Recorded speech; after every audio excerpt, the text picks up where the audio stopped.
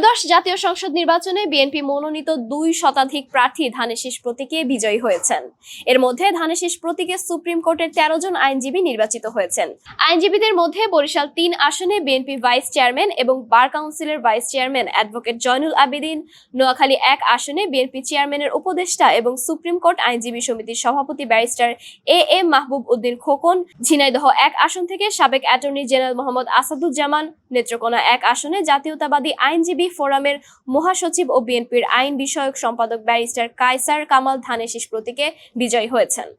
ভিম liquid এখন মাত্র 50 টাকা, তেল চর্বি পরিষ্কার করে এক ধোয়াতেই।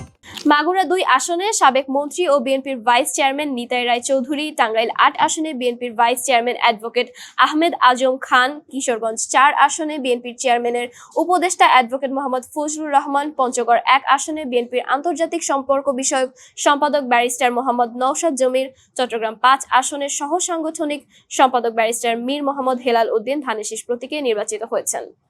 পাবনা 2 আসনে জাতীয়তাবাদী শ্রমিক দলের প্রধান সমন্বয়ক অ্যাডভোকেট শামসুর রহমান শিমুল বিশ্বাস, নাটোর 1 আসনে অ্যাডভোকেট ফারজানা শারমিন পুতুল, লালমনিরহাট 1 আসনে ব্যারিস্টার হাসান রাজীব প্রধান, সিলেট 6 আসনে অ্যাডভোকেট ইমরান আহমেদ চৌধুরী ধানের শীষ প্রতীকে সংসদ সদস্য নির্বাচিত হয়েছেন।